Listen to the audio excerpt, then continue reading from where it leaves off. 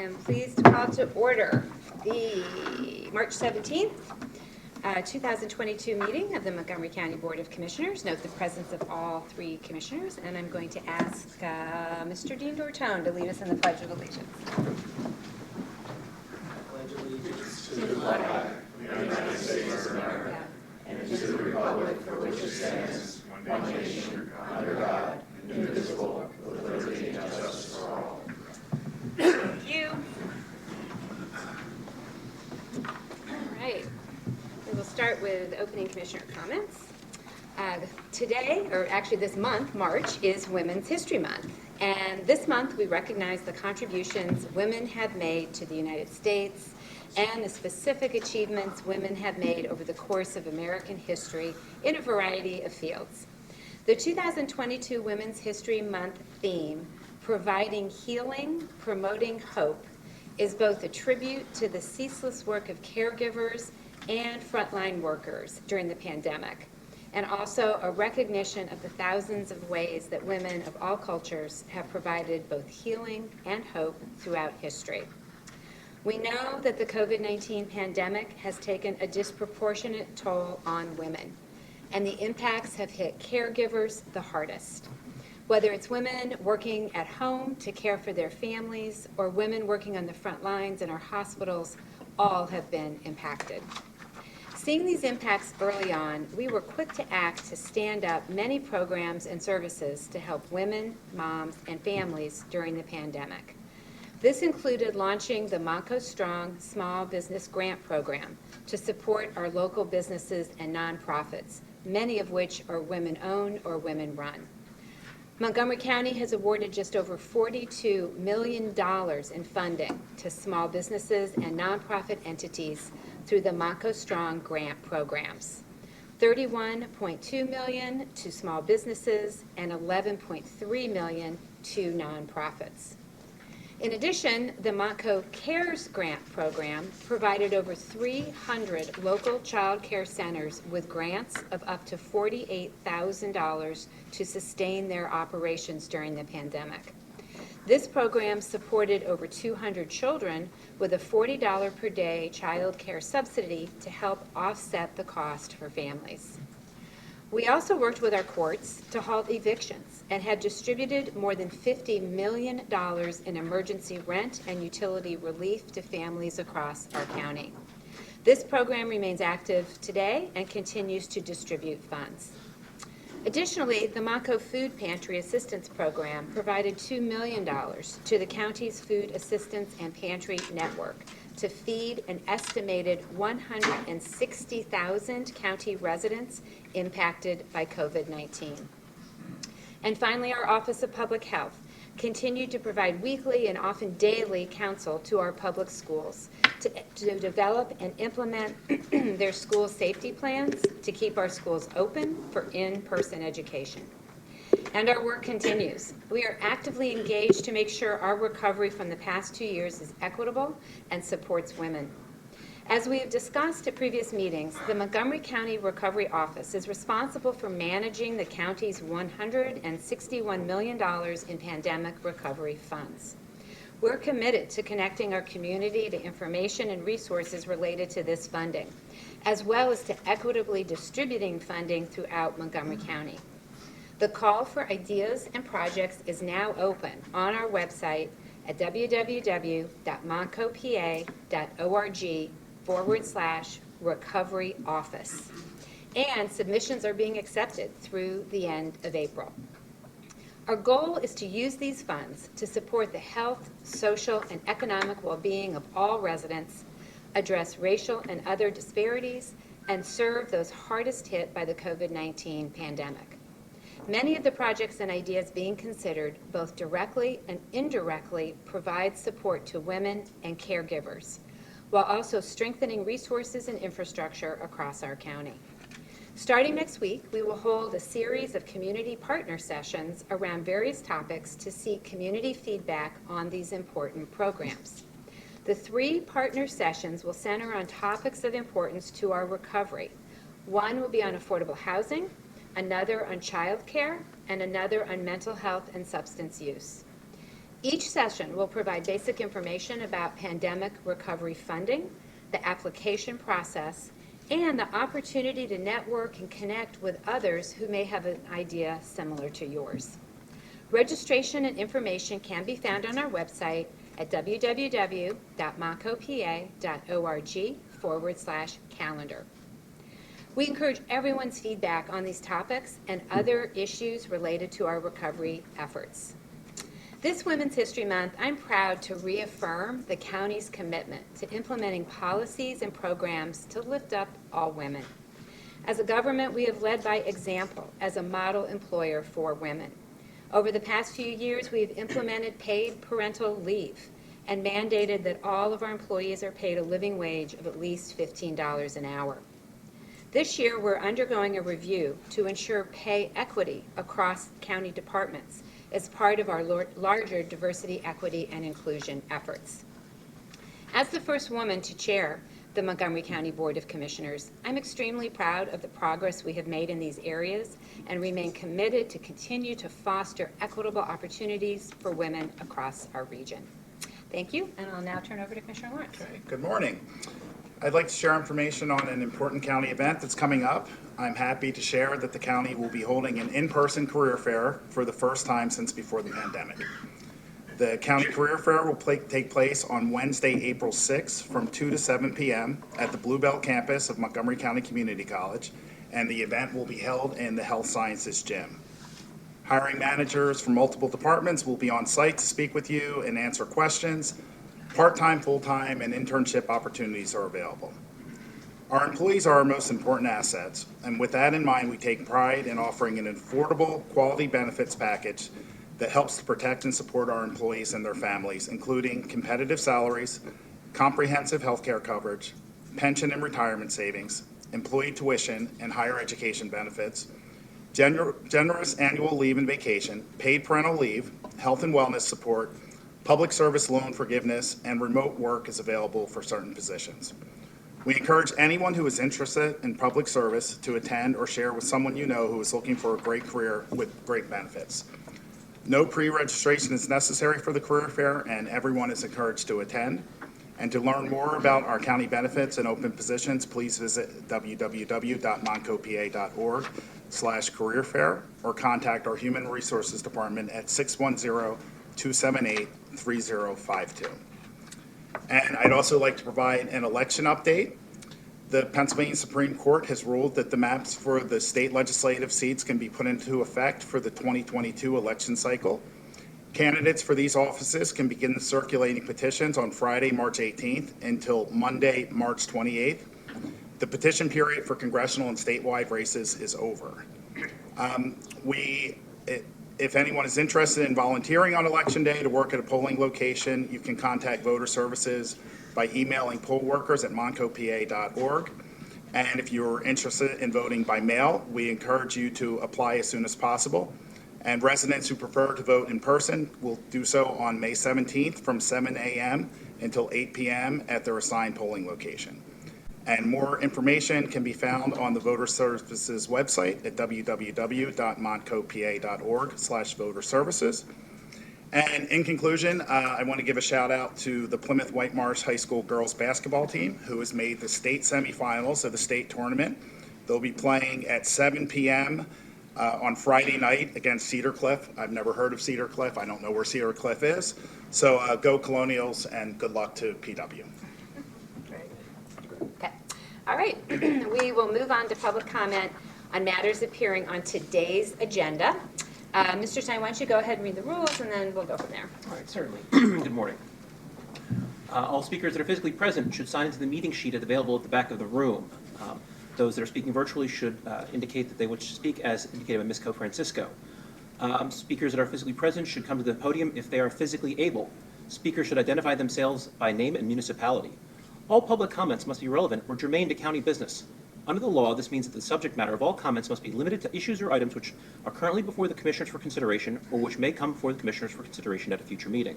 Whether a matter is germane to county business is a determination to be made by the county solicitor.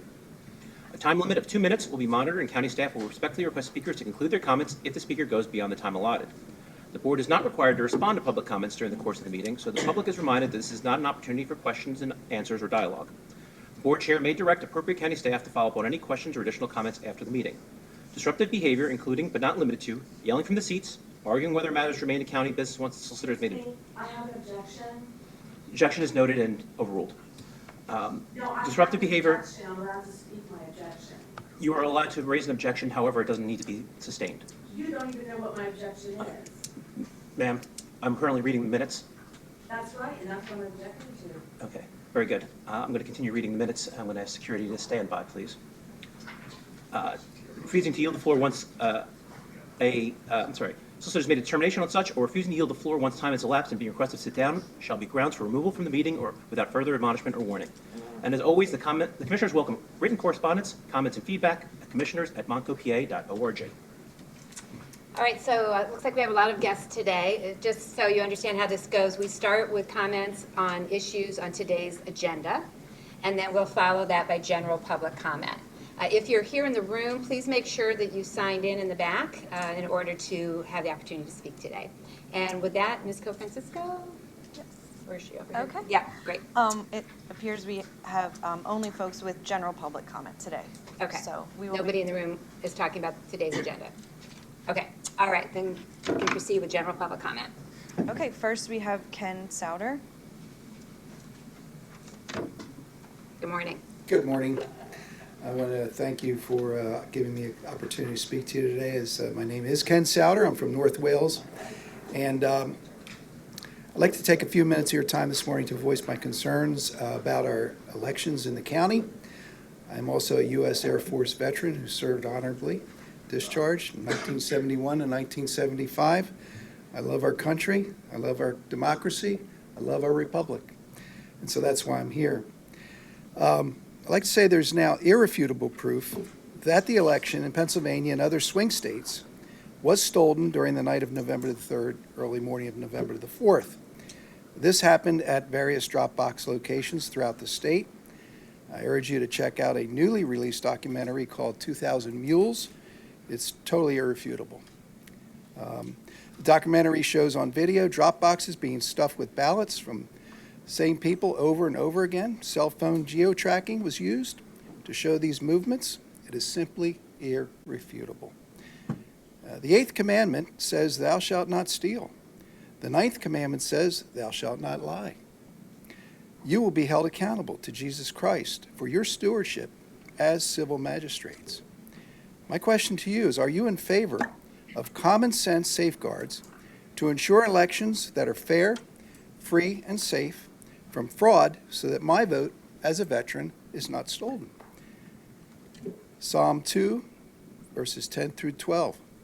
Be wise now, therefore, O ye kings. Be instructed, ye judges of the earth. Serve the Lord with fear. Rejoice with trembling.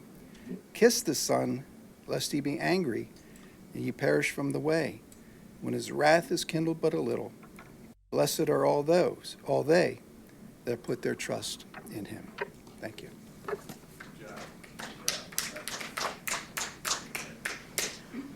Next we have Pauline Braccio.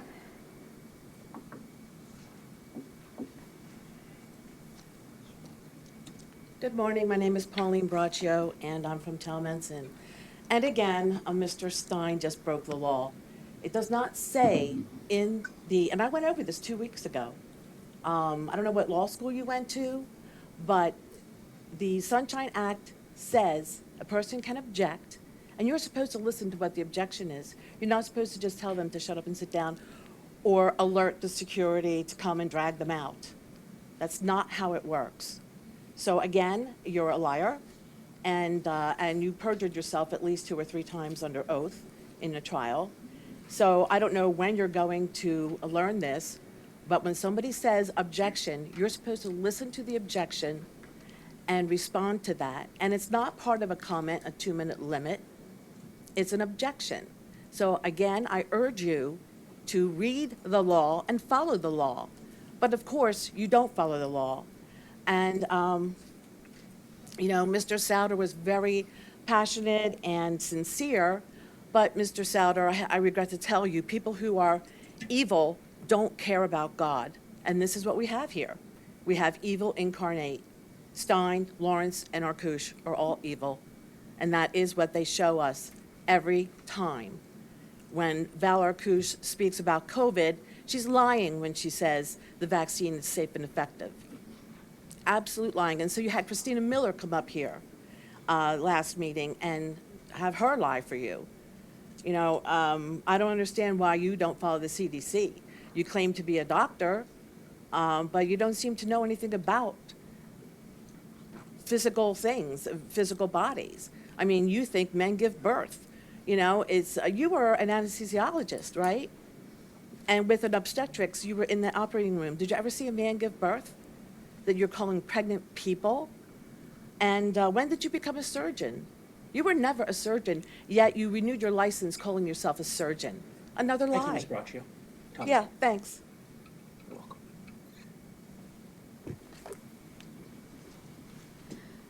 Next, we have Liz Havey.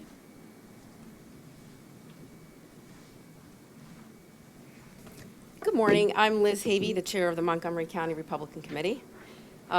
Over the past few years, our elections in Southeast PA have been plagued with various issues that created great distrust in the system among many voters.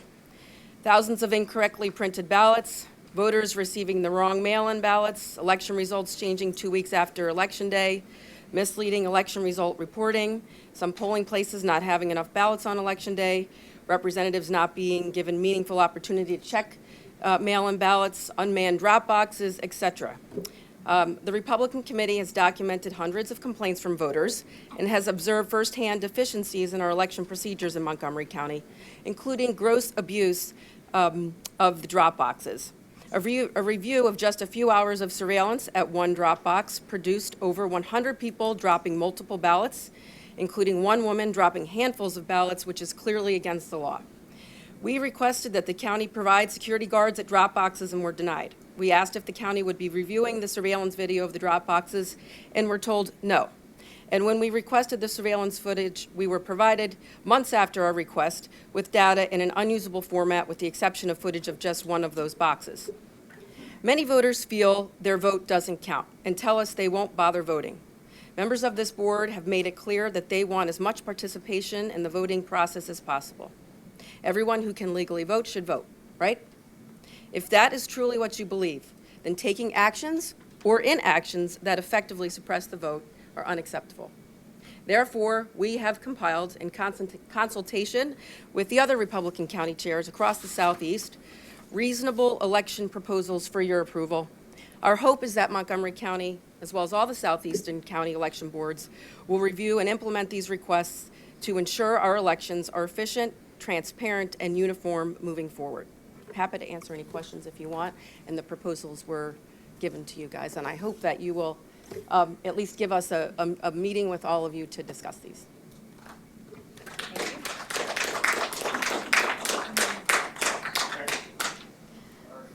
Next is Jan McLemore.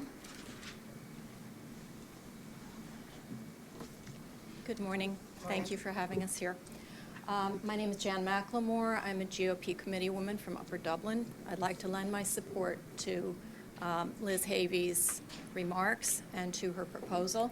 I have been a poll watcher, a greeter, a canvas watcher on multiple occasions. I was present in Norristown from 4 o'clock in the morning till 8 a.m. on November 4th, 2020. I was there as a canvassing watcher for the GOP. I observed and experienced many things that caused me great concern about the transparencies of our process here in Montgomery County. Among them, it was difficult to even be there. I had attempted, when I saw the call for volunteers and helpers for the canvassing operation, I attempted to join that process. I was turned down. Our Montgomery County GOP let me know that although they were calling for help, all the slots had been filled. So I went on to be a watcher there. First, we were told there would be 12 from each side circulating in the room, and ultimately ended up being 2 from each side or 3 behind a partition where we were not able to observe the process properly. The room was in 2 parts. the part that involved incoming ballots was not observable to the watchers from either party, although one party was a little closer than the other. It was not a transparent process. We could not see whether the ballots came in envelopes, signed, dated. They could have come in little red wagons. We could not see whether they came in properly secured containers. Furthermore, I was present at the close of polls in my precinct because I'd been there all day. I was there when we closed up the machines. I saw that in a precinct having about 1,100 voters, we had 633 blank, unused paper ballots left at the end of the day that were left inside the voting machine with no human attendance whatsoever. Granted, it was in a locked building, but I asked the election judge what would happen to those blank ballots. Your time is up. Thank you.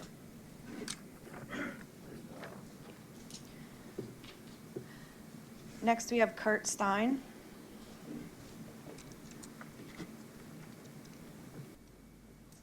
Good morning. I'm here to speak about the election process and the Your proceeding. name and your municipality. Kurt Stein, Upper Salford Township. Thank you. I'm here to speak also about the election process and what it involves, but I'm going to take a different spin to it in regards to what the other speakers have done. Historically, absentee ballots, before we got into the ballot process, were all given to the precincts, and the precincts were responsible for the tabulation of those. That has changed.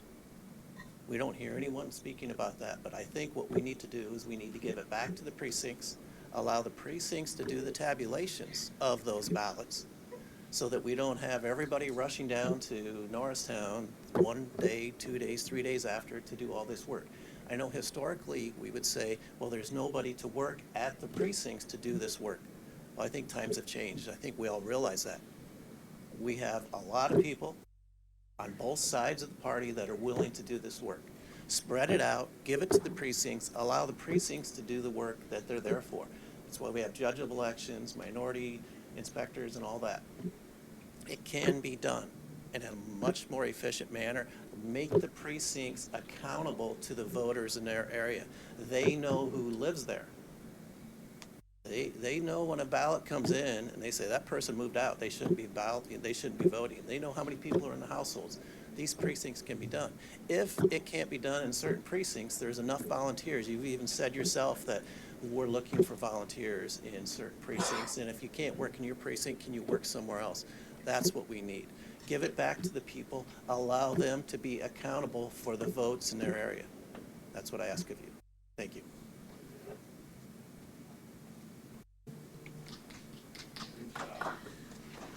Next, we have Clarice Schillinger. Good morning, Commissioners. I appreciate the opportunity to speak. As a concerned Montgomery County citizen, So could you just say your name and I'm your so sorry, municipality? Clarice Schillinger, Horsham Township. So I came here in support of the Montgomery County Republican Party's proposal for ensuring elections that are efficient, transparent, and uniform. Our election system is unlike any other in the entire world. Our nation has been built on allowing everyone to have a voice. Millions make their voices heard by selecting who they want their leaders to be.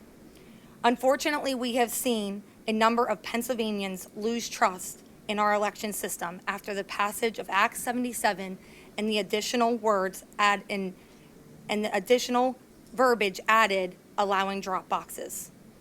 The drop boxes have been left unsecure, and allowing for the opportunity of illegal ballot harvesting must be addressed. Illegal ballot harvesting is happening. This is a fact. It's not a conspiracy. The frustration of many comes from the lack of security and transparency. Citizens will never trust our election system if government officials, like yourselves, do not make this an absolute priority. Please secure our election system. This is not a Republican or a Democrat issue. This is a Pennsylvania issue. This is a Montgomery County issue. I ask that you come together bipartisanly to install trust and security in our election system. Thank you.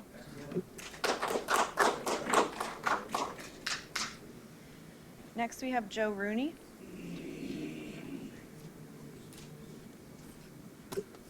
Joe Rooney in Abington.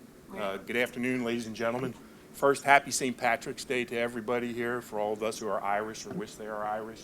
The second one is for the Not chair. everybody's Irish. For the second one, I wish the chairwoman would define what woman means, because it doesn't mean the same thing between you and me. So we got to come up with some commonality. I want to support completely what our chairwoman, Liz Havey, said about the election process. It was awesome. It's well thought out, it's reasonable, and it's needed. Anybody who doesn't look at this and read it with a clear eye and see what's needed, okay, isn't looking straight. So my own personal experience. So I actually stood with Mr. Stein at Willow Grove Annex in November election. It was pandemonium. He can back up everything that I said. I stood there and I pointed out to him when I watched a woman, and I took a picture of it, put at least 2 ballots into the drop box while we were there. I watched paid Democrats violate the rules that were set up. I watched our own voting officials, including Mr. Stein, when the election process was closed at 8 o'clock, hand out applications after 8 o'clock at night. And everybody goes, so what, except for one thing. Everybody that actually abides by the process goes, oh, it's 8 o'clock, it's closed today. So that's what the rules, that's how equitable and equal treatment is, because equitable is not the same as equal treatment.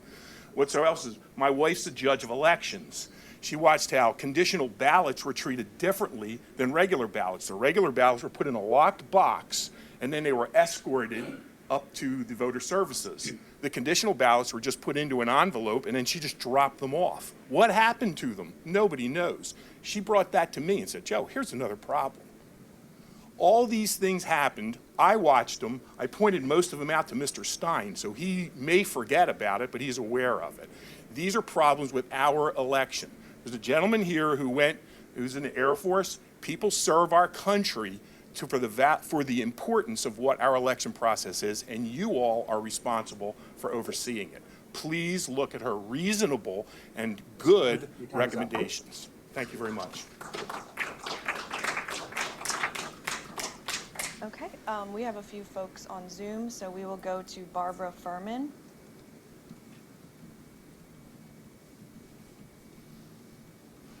Barbara, you just need to unmute yourself. Hello, Morning. Barb Furman, New Hanover Township. Checking numbers and data. The county has a lot of explaining to do. In the past couple of weeks, the link for COVID Data Hub was completely changed. This is the 3rd or 4th time it was changed in the 2 years of trying to manipulate the minds and emotions of the public. This latest change gives very little to any helpful information and a complete lack of transparency. Using cumulative data that is 2 years old pops attention for those new to watching the numbers, but is stale and useless. Absolutely of no value to current decision making. The low, medium, high is way too general for a large county. Again, useless. The COVID hysteria is now done because people know more. Treatments are readily available. Natural immunity is the most robust wellness outcome, and many have it.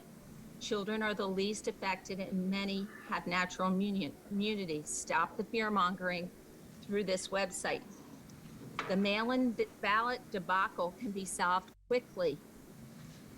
Follow court guidance on unconstitutionality of no-excuse mail-ins. Date the completion of turning in the ballots well in advance of Election Day. I've requested this before, and I'm now requesting again, send ballots to their local precinct for counting. No vote counting center needed, no expensive cameras needed. We, the people, can and will work together to stop the questionable elections in our county. Precincts can do this better. Because of all questions in the past 2 general elections, we need a full forensic audit of 2020 and 2021. Thank you.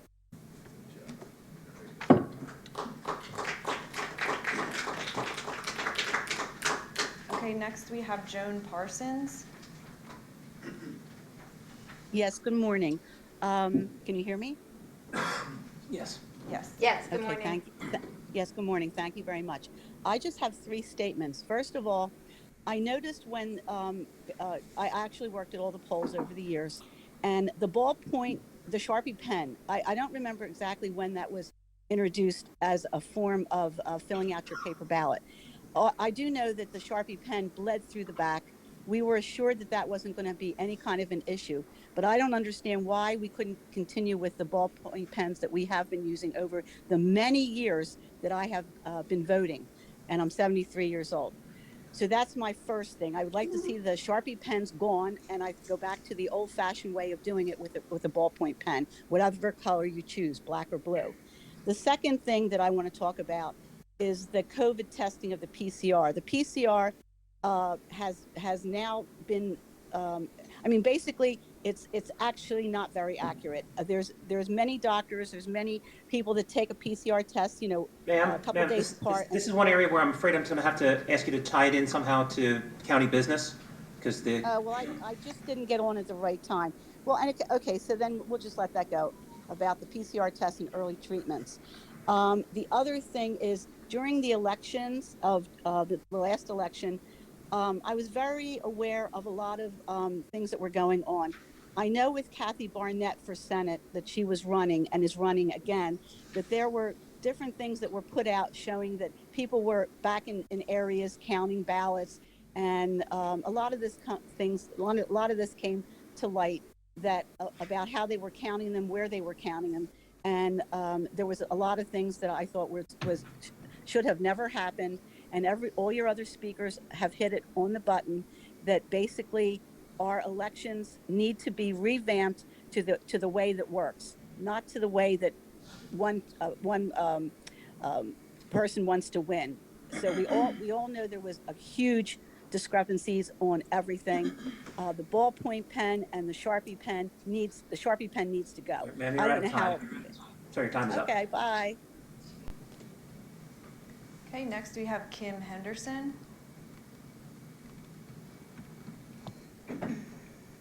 Good morning, Kim Henderson, East Norton Township. Good morning. For everyone that's been speaking today, I thank you so much. I thank you for the opportunity to speak myself today. We the people demand a full forensic audit. Every speaker who's come on here today has talked about election fraud, basically, and how can we go forward from 2020 and then 2021, we still saw election anomalies. We, the people, demand a full forensic audit. Joan Parsons should have been able to speak her First Amendment rights, to be able to share her concerns about COVID. This is a public forum talking about general comments. Everyone should have the opportunity to speak their mind. Very concerned about the commissioners here. This has been brought to your attention pretty much at every meeting about election integrity and lack thereof. Joe, you're running for office and you say nothing. We see that. For the GOP, why didn't you contest 2020 and 2021 when you see these anomalies? We, the people, demand a full forensic audit, and we will not stop until there is one. And for the gentleman, Ken Souter, who's a veteran, sir, how can we have a 2022 election when we already cannot even see past the fraud that we have currently? I thank you for your time. I hope that in a bipartisan manner, as was mentioned before, that we can have these issues handled as we go forward. Thank you very much. Okay, that concludes our public comment. Thank you. I'd like to address the public comments today. There was many individuals, obviously, that brought up concerns related to election integrity, and this is something I've been speaking about for a long time. And this report that's been given to us by the Montgomery County Republican Committee, this could be very simplified. It doesn't have to be a full report. It can say repeal Act 77, which is the unconstitutional mail-in voting legislation that gave us 50 days of no excuse mail-in voting, the longest vote by mail period of time, and the entire nation, and it was passed unconstitutionally by every single Republican state senator in Harrisburg. So the fake outrage in this room, particularly from the chair of the Montgomery County Republican Committee, Liz Havey, is fake. Because as a leader of the Republican Party, she should be critical of the Republicans in the state legislature that passed this unconstitutional mail-in voting legislation. Not parade around with a report to try to act like now you're doing something about it. And I'm the only commissioner in the entire Commonwealth of Pennsylvania to oppose certifying the election results. In the primary of 2020, well before anybody was talking about voter fraud, the general election of 2020, the big one, and also the primary of 2021, and this past general election of 2021. I'm the only one to do that because I recognize that the election was being conducted under unconstitutional voting guidelines. And the Pennsylvania Commonwealth Court, just a few weeks ago, made a decision saying just that. And I've been talking about it for over 2.5 years, back in 2019 when Act 77 was passed. And all of you, including Liz Havey, the chair of the Montgomery County Republican Committee, remained silent. And in fact, you endorsed candidates that voted for it. So you're a hypocrite, and this is all a staged effort to look like you're doing something, when the real scandal, in fact, the biggest scandal ever come out of Harrisburg, it's worse than the midnight pay raise in 2005. You need to address the chair. Yeah, you're a political hack, and so are a lot of the others in this room. You're all political hacks. Ask the solicitor for a ruling. Is he allowed Yes, I can say whatever I want. It's a commissioner's meeting, and you had room to speak during public comment, you didn't speak. Nice to see you. Yeah, it's good to see you too. So this is something I've been talking about, and I wish the Montgomery County Republican Party would back me up when I was speaking about this. But now it's too little too late, and you're trying to look like you're doing something about it, and you all should be ashamed of yourselves. You're part of the problem, not part of the solution. Never too late. Please. right. No comments, please, sir. All right, enough, folks. We're going to move on to approval of the minutes. I will move to approve the March 3rd, 2022 minutes of the Montgomery County Board of Commissioners. Is there a second? I will second. Second by Commissioner Lawrence. Any board comment on the minutes? All right, hearing none, we'll move on to a vote. Are there any negative votes? Hearing none, motion carries. All right, it is National Public Defenders Week next week, and we're very honored to have our co-chief public defender, Greg Nestor, join us this morning to talk a little bit about the work that the office is doing. Mr. Nestor. Thank you. I'm joined by a number of people from my office this morning. Madam Chair, Vice Chair Lawrence, Commissioner Gale. Tomorrow, as you mentioned, marks the 59th anniversary of Gideon versus Wainwright. It's a landmark and unanimous decision of the U.S. Supreme Court, which recognized that any person charged in court who is unable to afford a lawyer cannot be assured a fair trial unless counsel is provided for them. Accordingly, the court required that all people facing criminal prosecution, regardless of income or financial status, has the right to an attorney. Equal justice under the law cannot tolerate one system for the privileged and another for the marginalized. According to a recent study using 2019 data, our office represents 51% of all defendants in adult criminal cases in Montgomery County and 70% of all juvenile cases. The rate is much higher, maybe even 75 or 80% for those who are accused of violating the terms and conditions of their probation or parole. Every day in the courtrooms and neighborhoods of Montgomery County, public defenders are fighting for our clients and to strengthen our communities. Our vision is threefold: to identify and address personal and societal issues such as addiction, mental illness, housing instability, food and income insecurity, which sadly can often lead to involvement in the criminal justice system. Second, we strive to be the very best criminal defense attorneys, not just in Montgomery County, but anywhere in the Commonwealth. And third, we seek to reduce recidivism by giving our clients the tools they need to succeed when their cases are over. This may include ongoing connection to treatment opportunities or employment. We've hosted career fairs, community resource days, food distribution events, voter registration drives, and much more. Alana Hook is our Chief of Social Services and Policy Director. She leads our community outreach and engagement programs and connects our clients to the supportive services that they and their families need. We work with our county's treatment courts, drug court, behavioral health court, and veterans treatment court as a way to address the individual needs of our clients by connecting them with treatment rather than prosecution and incarceration. Hindi Kranzel is with us today. She has been our liaison to the drug court since its inception many years ago. She's also our chief of probation and parole and handles all of our ARD cases, which are those who are in a program for nonviolent first-time offenders. A criminal record can be a significant barrier to employment, housing, and educational opportunities. It can also negatively affect professional licensing, child custody, immigration status, motor vehicle licenses, access to Medicare, Medicaid, and other public benefits. To that end, our office operates an expungement clinic with the goal of helping our clients expunge or seal prior criminal records. We also assess whether they are eligible for limited access orders and can direct them through the pardon process if applicable. And we also partner with Legal Aid of Southeast Pennsylvania. Their attorneys help our clients address civil legal issues, such as housing, license suspension, landlord-tenant issues, and Social Security benefits. Aaron Boyle, who cannot be with us today, is our coordinator for those community outreach programs. Our juvenile delinquency unit zealously advocates to uphold the rights of the children accused of criminal offenses.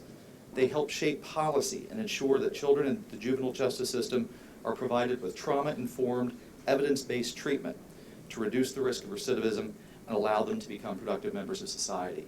Nicole L., with us today, is our head of the juvenile delinquency unit. She's also working on programs with school districts throughout the county to change policy regarding racial, ethnic, and other disparities in school discipline.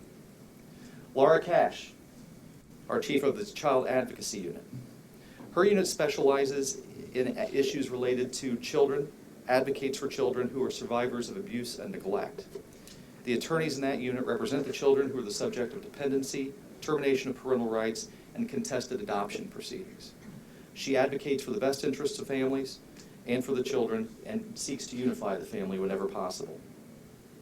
We are also part of the county's Stepping Up initiative to help reduce the number of people in jail who have a serious mental illness. And we also represent patients who are subject to civil mental health commitment hearings throughout the county and in hospitals beyond our county. And most recently, we are proud to stand with you and with others fighting for pretrials through the development and implementation of the Montgomery County Pretrial Services Program. Emily Sieber is our pretrial chief. She is in court today, actually doing preliminary hearings and unable to be with us. And finally, I'm joined by Kathy Fortune. She is our chief clerk. And we all know that no organization can function without amazing support staff, and we are proud to have the very best. They are the heart and soul of our office and the backbone of everything we do, and nothing is possible without them. On behalf of our office, we want to thank you for your recognition of Public Defender Day and for your continuing support for the work that we do. Thank you. Well, Mr. Nestor and team, thank you all so much for being here today. The work that you do across our communities is extraordinary and very, very difficult, and new challenges at every step along the way. And we're so grateful for that work and that commitment to making sure that every person in this county, regardless of circumstances, has the best possible representation. And it's been my honor to work with you all of these years to continue to increase year after year the resources that the Office of the Public Defender has. I know it's still not quite enough, but we are making progress. And I couldn't be more proud of the work that has gone into creating the pretrial services team. This effort, which is all about moving this work upstream to keep people from being incarcerated in a system that has often shown great disparity in who gets incarcerated, particularly around economic means. So just so happy about this work and so proud of the commitment and professionalism that you've brought to this work. And it puts everyone in this county on a better footing because of it. So thank you all for that. Thank you. Thank you very much. Mr. Nestor, thank you for being here. Thank you for bringing the team and showing everyone. I want to give a special acknowledgement to Alana and the work that she did, particularly during the pandemic, the resource fairs in Pottstown and Norristown, bringing together so many resources. I don't get to court, so I don't get to see some of the other, but Alana, your work was tangible and had a great impact. So thank you for that. Thank you all for what you do. Thank you. It's important to note that the majority of the leaders in our office are women. Thank you. Thank you for that. And Greg. Thank you. And Greg. And Greg. Thank you all very much. Thank you all. All right. It is also National Social Work Month, and we have Elliot Smith, Deputy Administrator for our Office of Senior Services, and Kathy Thomas, Senior Manager, Office of Children and Youth. sure who's going first. Great. See you both. Whoever wants to go first, we're ready. Sure, I can go first. Thank you. Good morning, everyone. And thank you to the commissioners for having me here today and for recognizing this important month celebrating social work. Social workers are a vital and irreplaceable part of the American social safety net, a profession that is so very often overlooked. Social workers are everywhere in our communities. Doctors' offices, hospitals, county service agencies, nonprofits, for-profits, and the list goes on. Social work is a profession focused on the strengths of an individual and building on what a person can do versus what they cannot. Empowering others to create positive change in their lives, social workers listen, share, empathize, and do the hard work of helping however and wherever they can. For perspective, in the United States, over 700,000 social workers serve and support various populations in need. With an expected 12% increase in the national demand for social work professionals over this decade alone, social work is considered one of the fastest growing professions by the Bureau of Labor and Statistics. Clearly, social workers are in demand. With the challenges of the past 2 years in the COVID-19 pandemic, it is no wonder the theme chosen for this year's National Social Worker Month is "The Time is Right for Social Work." Many individuals impacted by the pandemic in so many different ways have found themselves in need of supports they did not think they would ever need. Social isolation, mental health challenges, food and job insecurity, all exacerbated by COVID-19, have highlighted the need for social workers and their unique skills. Social workers will surely rise to the challenge of supporting post-pandemic recovery efforts with mental health support across all age groups and demographic barriers. Being a beacon of hope despite the challenges of stagnant funding, secondary trauma, and strained community resources is no simple task. Social workers somehow make it look easy. Weaving together the ever-changing patchwork of supports and resources available in our communities, social workers take on challenge after challenge as advocates and leaders for positive social change. I'd like to take just a moment to recognize the Office of Senior Services and the dedicated social workers and social service professionals who support older adults throughout Montgomery County every single day. Our office seeks to ensure older adults in Montgomery County maintain safe, fulfilling, independent, and healthy lives as they age in place. Our office directly supports thousands of older adults, 60 years of age and older, each year by assessing needs, locating, coordinating, and managing supportive services, such as home-delivered meals and personal care assistance to older adults in their own homes. We also provide community education on healthy aging and offer evidence-based programming on a variety of health issues. Our Older Adult Protective Services team responds to reports of abuse and neglect to ensure the safety of our most vulnerable county residents. During the pandemic, our office has increased friendly phone calls to address senior isolation and advocated for initiatives to do in-home vaccinations for our homebound population. Our contracted community providers, including home care agencies, senior centers, and other organizations, also adapted their models of support to ensure the safety of older adults as our services continued. As we continue into the next stages of the pandemic, I want to thank every member of the team of the Office of Senior Services and all of the other social work professionals and social support professionals across the county team in our Health and Human Services Department. If you or an older adult you know is in need of support, please feel free to reach out to our office online via the county website or by calling our main number at 610-278-3601. Let this National Social Work Month serve as a reminder of those committed to eliminating social, political, and economic injustices for poor and oppressed populations. Social workers who believe in advancing and advocating for the highest quality of life for all persons. As our county grows, we in county government continually find new needs to meet in our communities, and the thoughtfulness, creativity, and intentionality of social workers are invaluable to meeting those growing needs. Thank you again to the commissioners for having me today and for recognizing this month dedicated to an amazing group of people, social workers, who do so much to uplift so many. Thank you. Thank you, Mr. Smith. Ms. Thomas. Thank you. And Elliot, thank you for capturing the essence of social work. And I have a few comments as well. And thank you, commissioners, for recognizing Social Workers Month and for the opportunity to say thank you to the social workers of Montgomery County for their important and often unseen work that they do. Each year, the National Association of Social Workers chooses a theme to capture the essence of the profession and the work. This year's theme, the time is right for social work, couldn't be more fitting. and rings true for the staff at the Office of Children and Youth.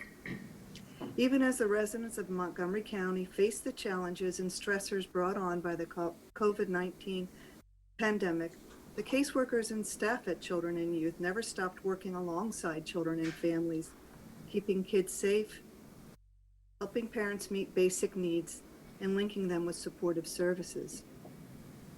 As we emerge from the pandemic, our work continues. Each day we tackle not only the families that come before us due to a report, but long-standing issues such as housing instability, substance use, and unmet mental health needs, while constantly striving towards our mission of helping Montgomery County families thrive. More than ever, families and children need the support of the Office of Children and Youth, and we certainly feel that the time is always right for social work. Thank you again for acknowledging social workers' critical role in our community.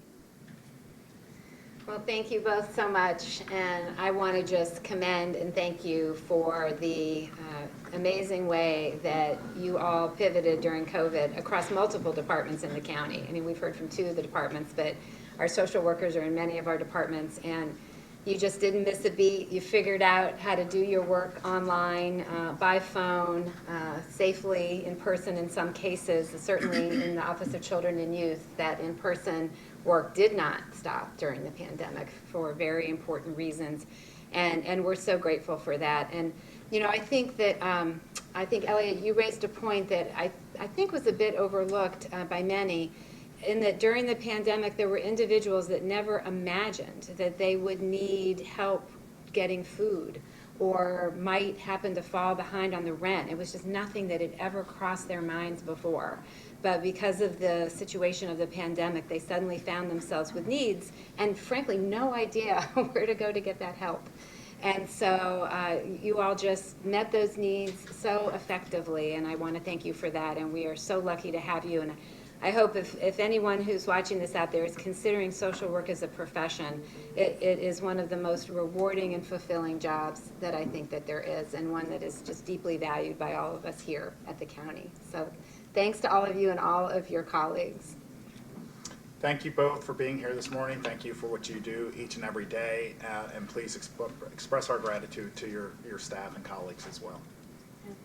Thank you both, Elliot and Kathy, for the update today. I'd particularly like to thank the Office of Children and Youth, particularly all the work they do towards foster care and helping our younger generations. It's really great work, and I appreciate what you do each and every day. So thanks for joining the meeting today. Thank you both. Take care. All right, we will move on to resolutions. Mr. Hartman, authorization to submit a grant application to the Pennsylvania Department of Conservation and Natural Resources.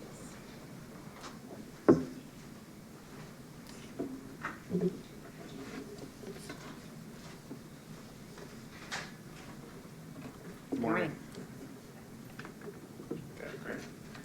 Today we'll be seeking your approval to apply for grant funding from Pennsylvania's DCNR 2022 C2P2 program to fund the acquisition of up to 3 residential properties in Perkiomen Township, which are adjacent to the Perkiomen Trail, the Ron's Road Trailhead, and existing county preserved open space.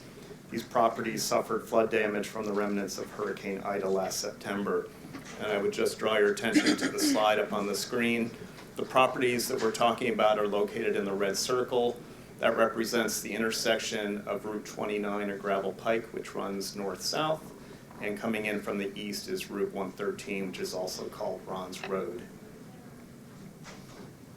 Zooming in a little bit closer, on the left-hand side of the screen going north and south is Route 29, and at the bottom of the screen is Route 113 or Ron's Road, which runs east-west.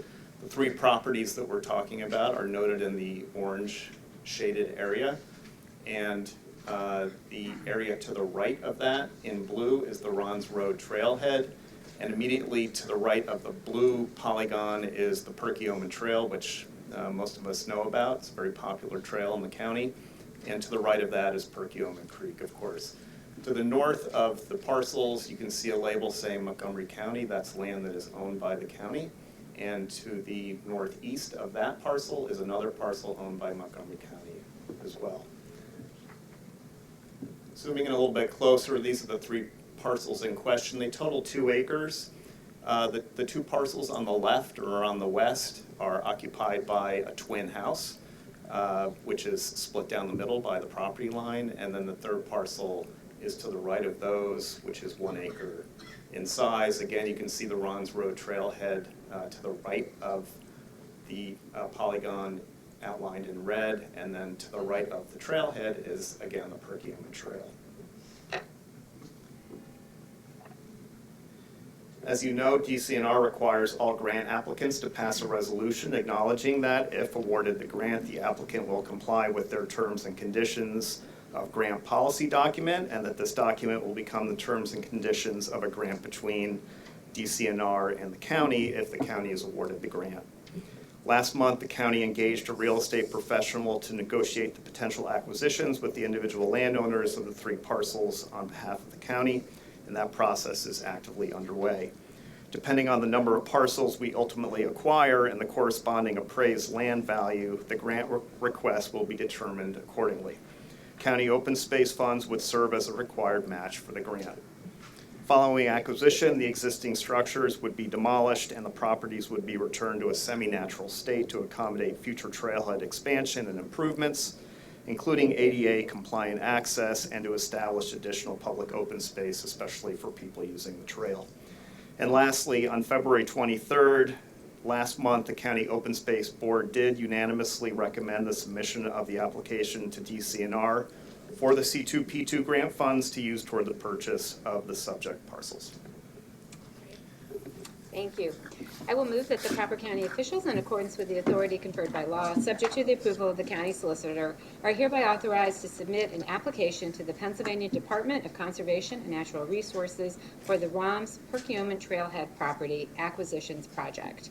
Be it further resolved that the grant agreement signature page may be signed on behalf of Montgomery County by Mr. Scott France, Executive Director of the Montgomery County Planning Commission, and further that if the county is awarded the grant agreement signature page signed by Mr. France will become the executed signature page for the grant agreement, and the county will be bound by the grant agreement. In addition, any amendment to the grant agreement may be signed on behalf of the grantee by Mr. France, and the county will be bound by said amendment. Is there a second? Second. Second by Commissioner Lawrence. Any board comment? All right, hearing none, we'll move to a vote. Are there any negative votes? Hearing none, motion carries. Next, we have an authorization to award an open space grant to Wissahickon Trails. Correct. I have a few slides for this one as well.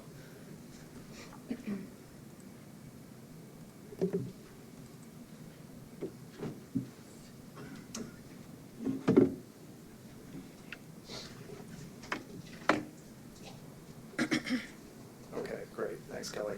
Today, we're also seeking your authorization of a proposed open space fund grant award of $333,000 to Wissahickon Trails, a land trust based in Ambler, for its acquisition of a 12.1 acre property in Whitpain Township. The property is comprised of 2 tax parcels located on the north side of Lewis Lane in Whitpain and owned by Francis Carey III. The parcels are situated within the Wissahickon Conservation Landscape, a Natural Areas Inventory Conservation Landscape area, and are also located adjacent to several preserves owned by Wissahickon Trails, including Camp Woods, Briar Hill, and Armand Trout. So on this slide, you can see Whitpain Township outlined and shown in blue, and the subject properties are located at the pinpoint inside the red circle in the northeastern part of the township. Zooming in, the 2 parcels that are going to be, or that Wissahickon Trails is striving to acquire, are shown in pink inside the red circle. You can see in green around that parcel all of the other preserved lands that are owned by Wissahickon Trails. And then zooming in one more time, this is the 2 subject parcels, again in the red circle, and again all of the green parcels represent preserved land immediately adjacent to that parcel as well. And then the next slide. Okay. All right, so you can see on this slide, this is an aerial that's zoomed in a little bit more. Again, the 2 parcels comprising 12 acres. The 2 parcels do contain a residential dwelling and 2 smaller outbuildings, as well as large open areas and transitional scrubland. The site is considered a donut hole of unpreserved land surrounded by properties protected by Wissahickon Trails, Whitpain Township, and Montgomery County over many years. Additionally, the parcels are adjacent to the historic Dawesfield property, the site of the headquarters of George Washington and the Continental Army during the Revolutionary War. That parcel is to the left. The Dawesfield parcel is located to the left of the red polygon, and again, that's where the Continental Army camped during the Revolutionary War. The landowner is willing to sell the entirety of both parcels, and the appraised value is $2.725 million. The negotiations are still in process. Wissahickon Trails is seeking approximately $1 million in public funding from the Pennsylvania DCNR, Montgomery County, and Whitpain Township. Wissahickon Trails intends to contribute the remaining balance of the purchase price through private donations and other sources, and to date has raised approximately $1.2 million. The success of the ongoing fundraising efforts will dictate the future of the existing residents and the related structures. If adequate funds are raised to purchase the entirety of the 12 acres, the residents and other structures will either be raised or used to support Wissahickon Trails operations. If funds are raised to an extent insufficient to purchase the full 12 acres, Wissahickon Trails will likely subdivide off an approximately 3 to 4 acre lot and sell it, leaving approximately 8 to 9 acres preserved as open space. In either case, the county's $333,000 commitment will remain unchanged. Wissahickon Trails intends to maintain the property as open space with public access. Future restoration efforts at the site after acquisition would likely include partial reforestation, the establishment of meadows, and the potential for trailhead parking to serve the many local trail users.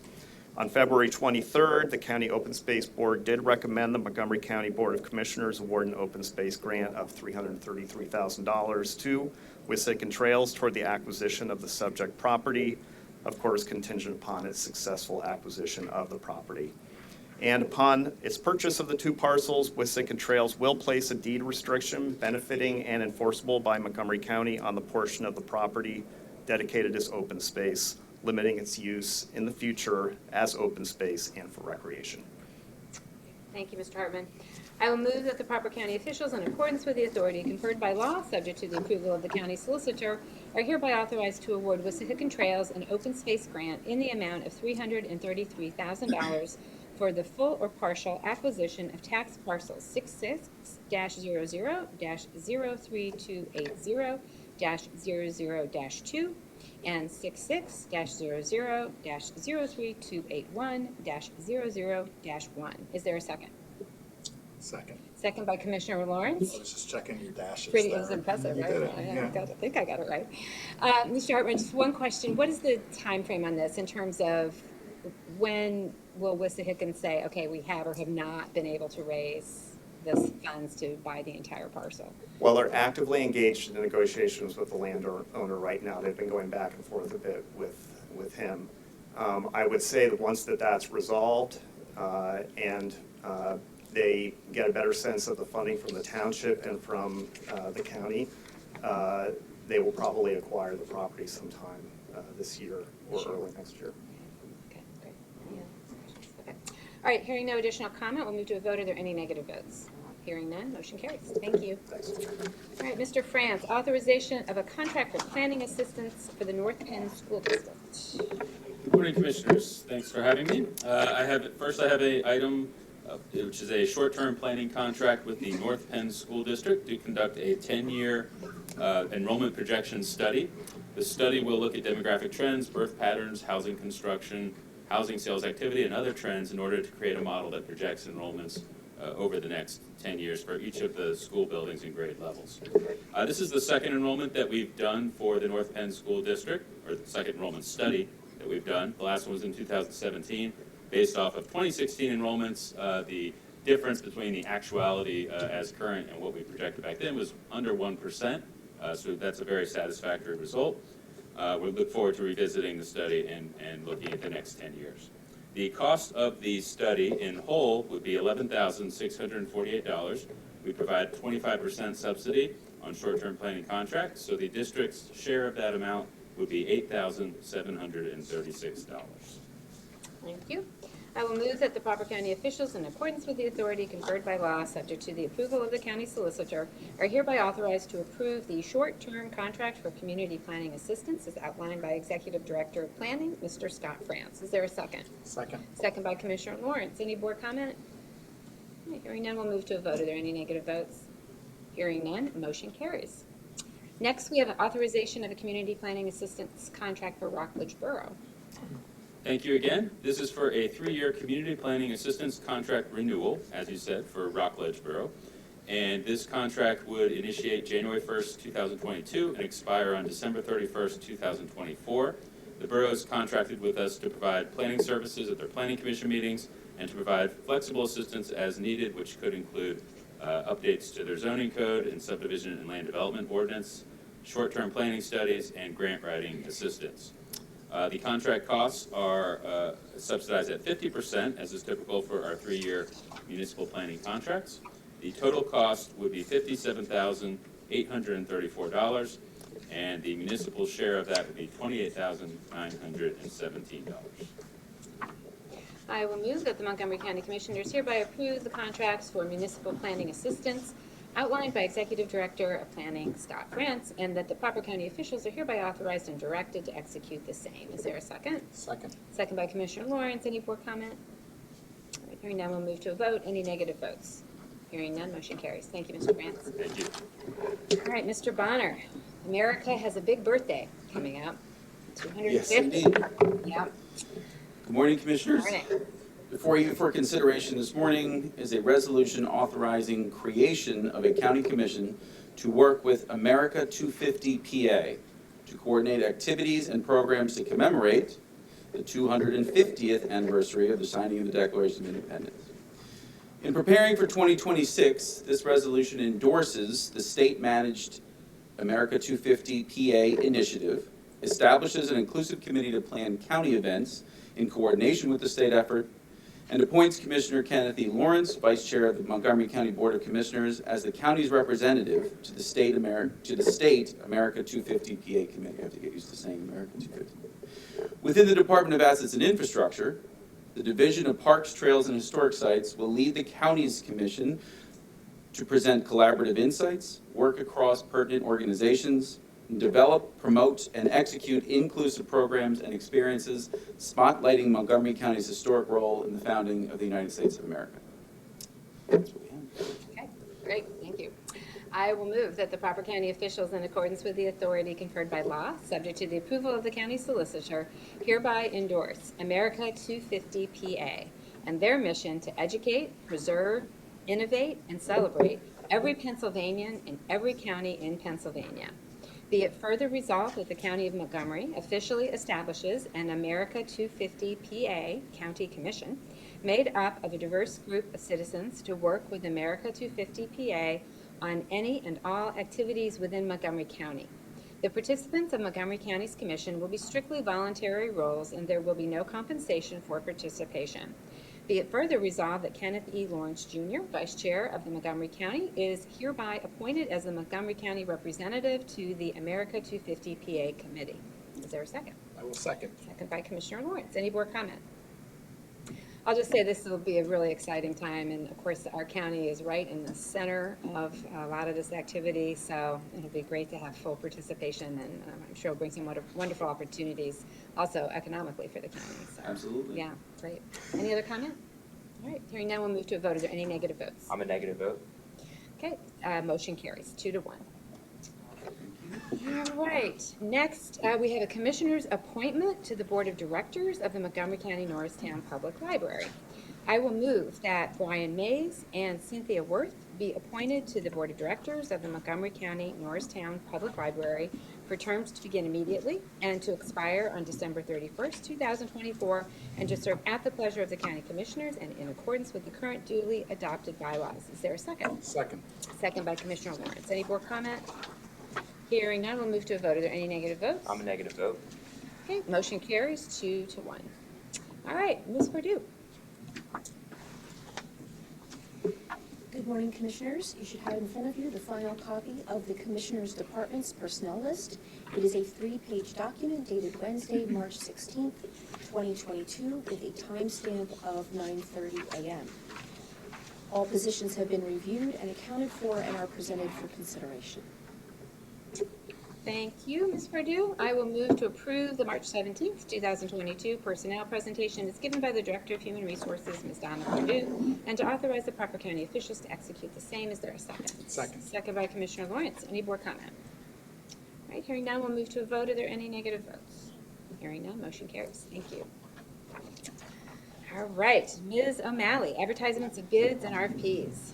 Yes. One, we have a bid on behalf of Assets and Infrastructure for dam repairs. Contract provides repairs to the Knight Dam located in Green Lane Park. Contract will be awarded to the lowest responsible bidder. Two, bid on behalf of Assets and Infrastructure for an HVAC system replacement. Contract provides for the reconstruction of the heating, ventilation, and air conditioning systems in One Montgomery Plaza. Contract will be awarded to the lowest responsible bidder. Three, an RFP on behalf of Health and Human Services for maternal health care provider capacity consultants. The successful responder will support the implementation of activities emerging from the perinatal periods of risk study.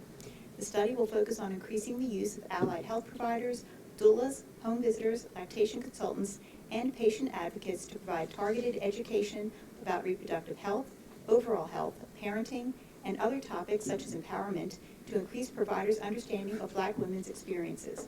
Contract will be awarded to the highest rated responder.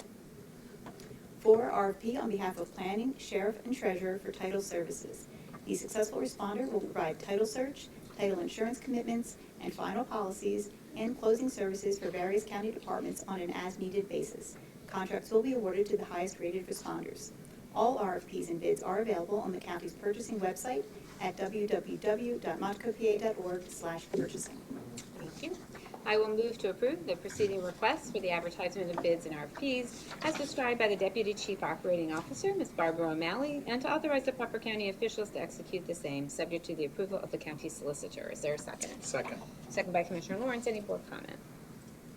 Hearing none, we'll move to a vote. Are there any negative votes? Hearing none, motion carries. Next, awards of contract for the county. Yes. 1, contract award, Assets and Infrastructure, Construction, Donald E. Reisinger Incorporated at Westchester, PA, $451,458. Contract provides Phase 1 renovations to the Milk House building at the Norristown Ballpark. Specification 6463 was viewed by 29 providers with 1 response received. Contract is awarded to the only responding provider who has met all qualifications of the specification. 2, contract award, Assets and Infrastructure, Equipment, Northeast Sweepers and Rental Incorporated of Fairfield, New Jersey, $561,089.82. Contract provides for 2 street sweepers. Equipment is available through a Sourcewell cooperative contract. 3, contract award, District Attorney, Vehicle, Apple Automotive Group Incorporated of York, PA, $29,546. Contract provides for 1 2022 Ford Explorer. Vehicle is available through a PA CoStars contract. 4, contract award, Health and Human Services, Pesticide Services, PA Department of Environmental Protection of Harrisburg, PA, $25,000. The county participates in a black fly suppression program sponsored by the DEP and managed by the Office of Public Health. The DEP entered into contracts with spray contractors for the purpose of suppressing black fly populations through the aerial application of a state and federally approved pesticide. Spray operations occurred during the 2021 calendar year. 5, contract award, Health and Human Services Media Campaign, Outright of Gaithersburg, Maryland, $32,126. Contract provides for an opioid awareness billboard campaign to support pregnancy and maternal care. RFP 2211 was viewed by 48 providers with 8 responses received. Contract is awarded to the highest rated responder. 6, contract award, Information and Technology Solutions Support Agreement, Microsoft Corporation of Redmond, Washington, $287,412. Contract provides assistance and support for problem resolution services for Microsoft products. Contract is for the period of 4/12/2022 to 4/11/2023.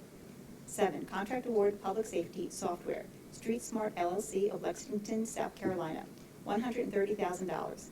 Contract provides a software program that has real-time crime reporting capabilities which accurately pinpoints crimes, patterns, and incidents.